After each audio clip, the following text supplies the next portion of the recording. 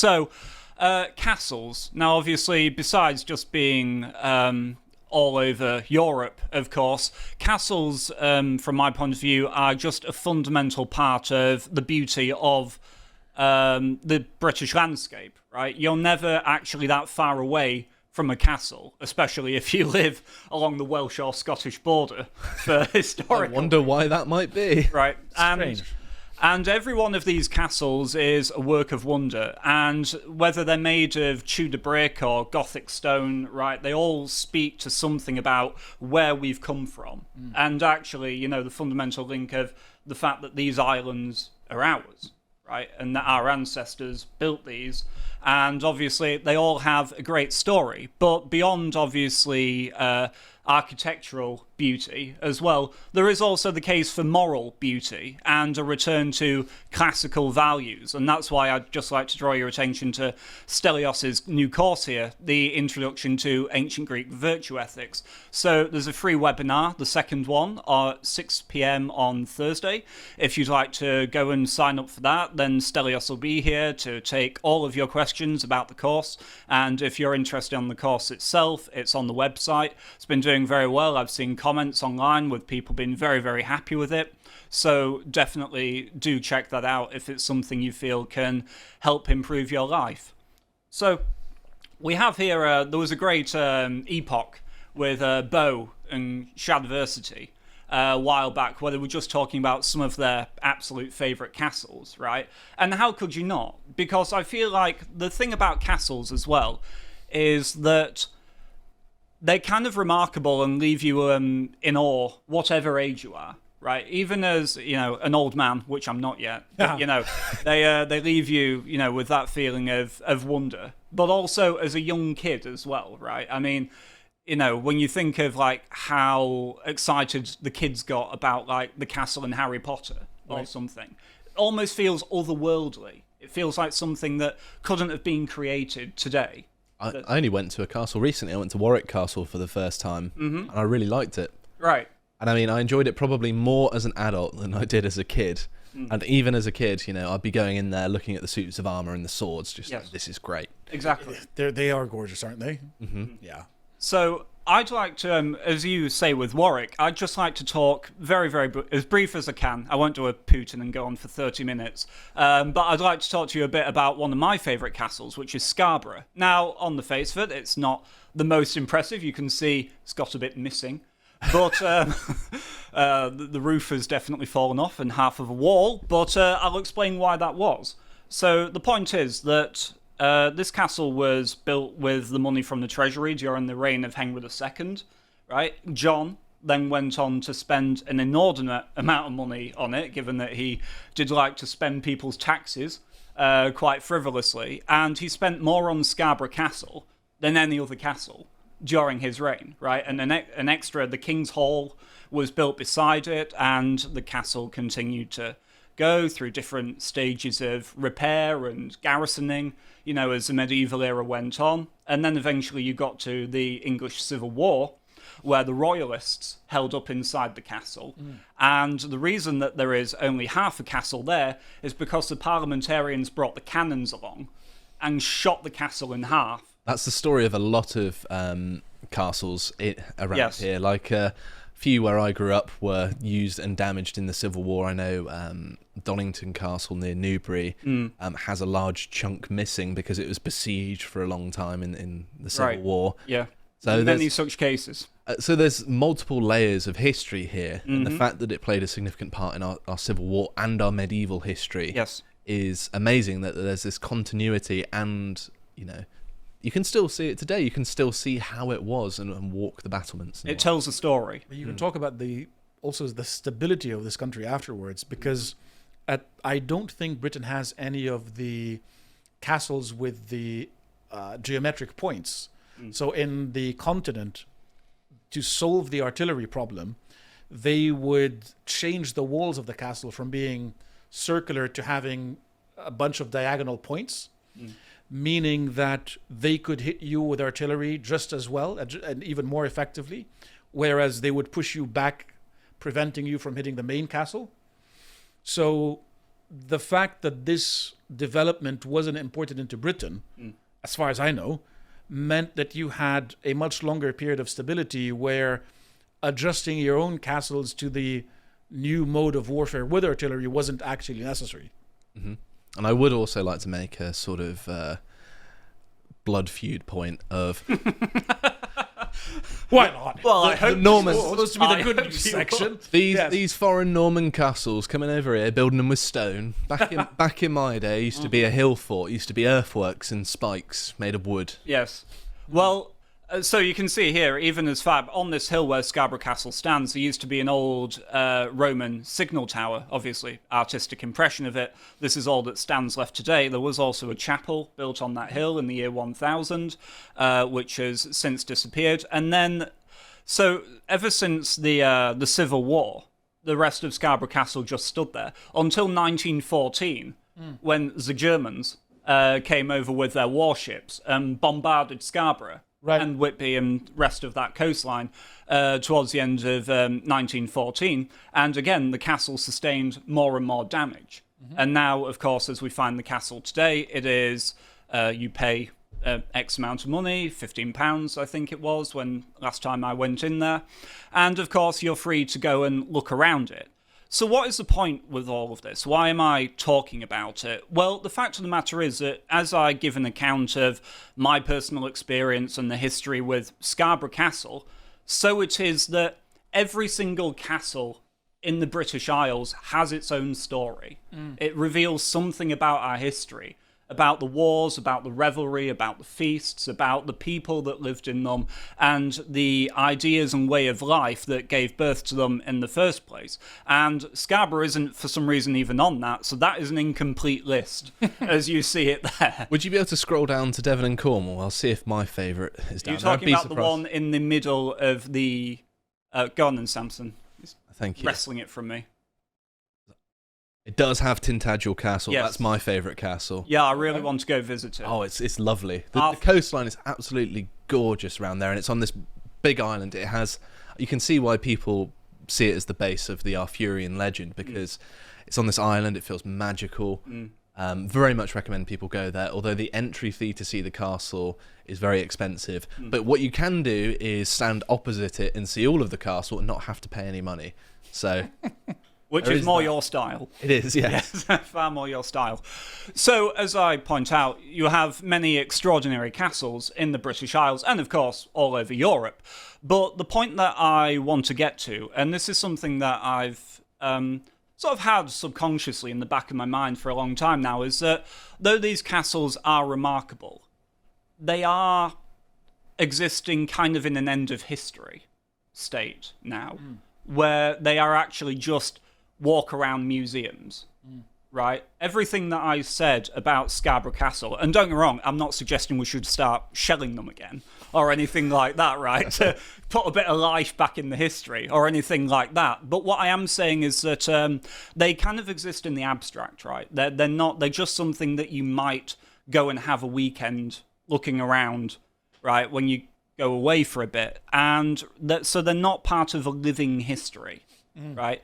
There's no reason to think in the current state of a castle it will ever now be anything more than just ruins to walk around. Yes. And so actually a castle that, historically speaking, would have been very, very close to the centre of a community in a medieval period is now detached from it. And it leaves us with this place where the castles are a remarkable expression of Christian architecture, and they're also falling into decay.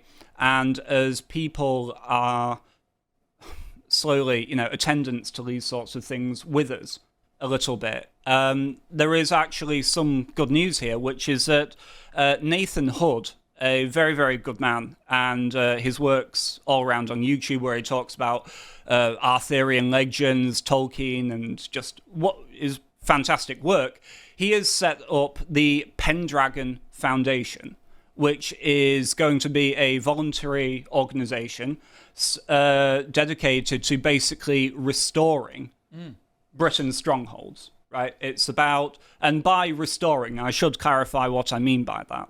I don't mean, hiring the stonemasons and rebuilding Scarborough Castle brick by brick.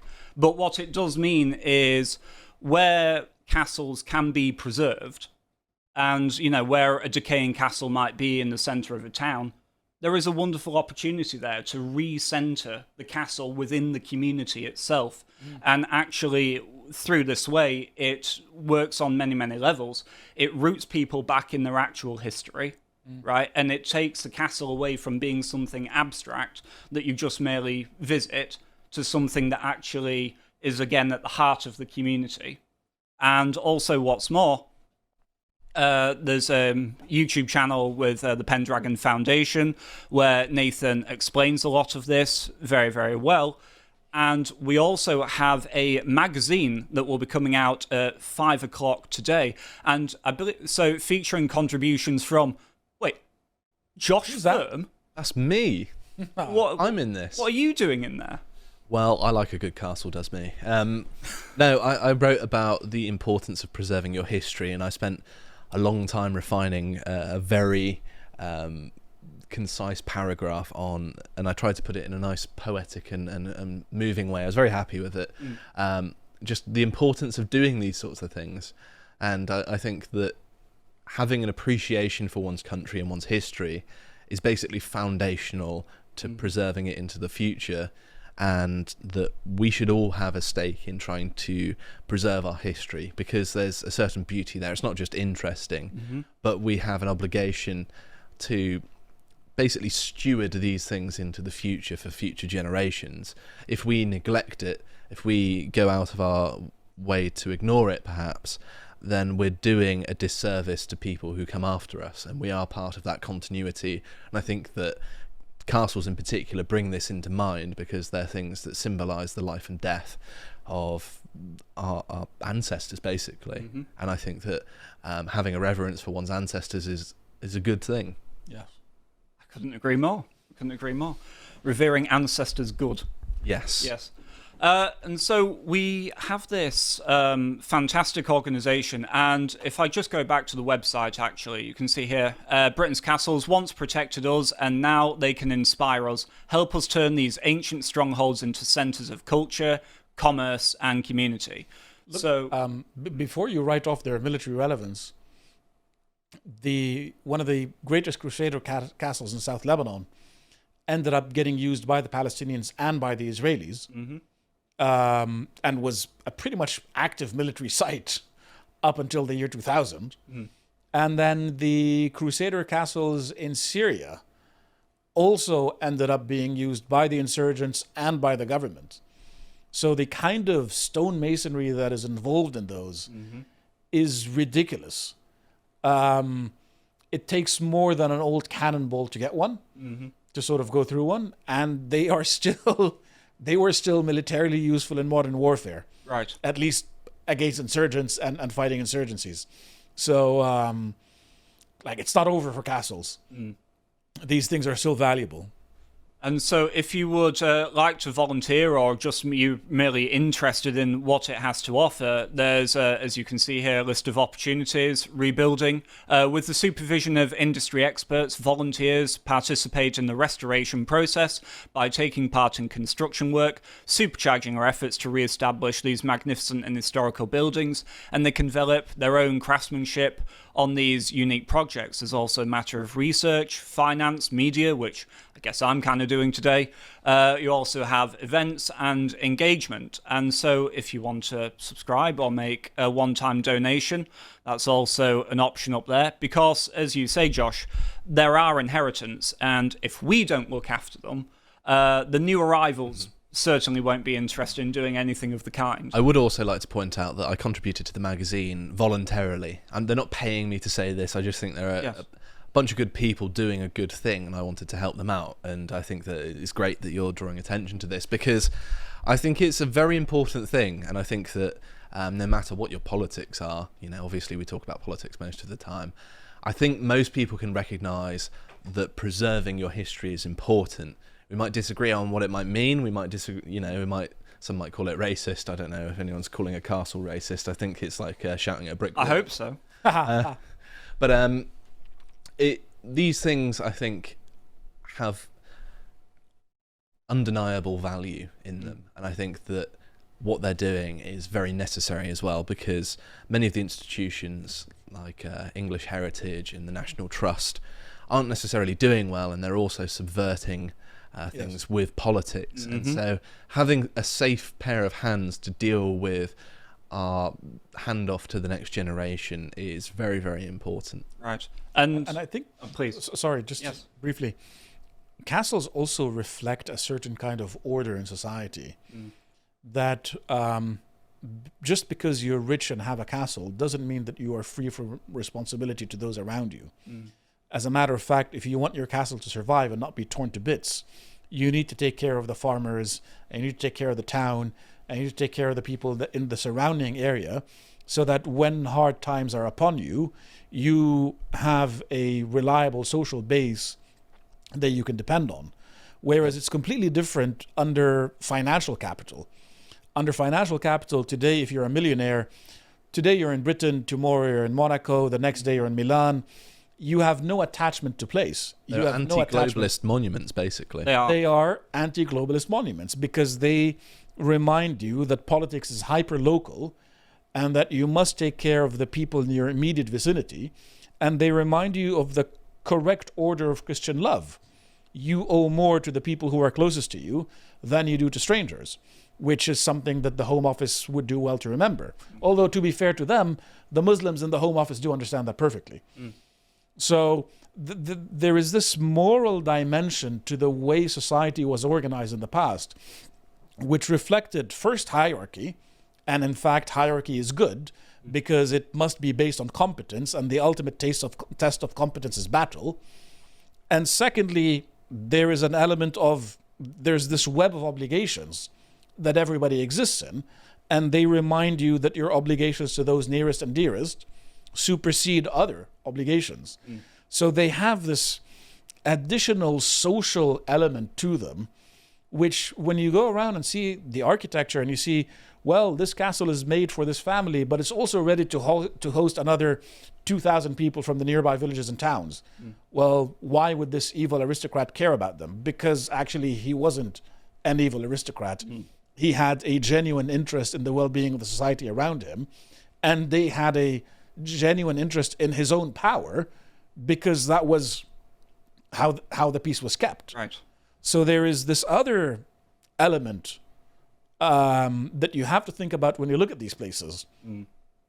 I was speaking to Rory before I came on to do this segment, and he was saying about the idea that actually maybe it'd be a good thing to give a lot of these castles back to the aristocracy, right? Yes. The actual nobles who used to own them in the first place, and obviously have them just try reconnect some of that neo-feudal sense of kingship. Yes. And duty and responsibility, obviously. Minus making their citizens work in the fields, I hope.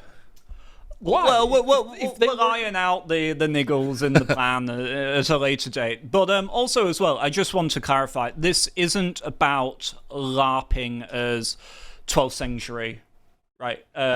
Christian knights, right? This isn't what this is about. Because what I'm really saying, and part of the reason I told the story with Scarborough, is that actually it's not about it being static. Right? It's not about returning a castle to exactly as it was at the beginning of the 1200s, right? But it's about finding a way to take it from the abstract and reintroduce it into something within society that speaks to all of the things that you very ably mentioned, Firas. So, yes, at least do go and give the Pendragon Foundation a follow on Twitter, go give it a subscribe on YouTube, and if you're interested in getting involved, well, I've given you all the necessary links so that you can do that. And like Josh, I didn't receive a penny for this. It's just something that I think is a really, really good initiative, and amongst all of the decline and ruin that we see within our culture, a very, very valuable way that we can make a practical difference and do something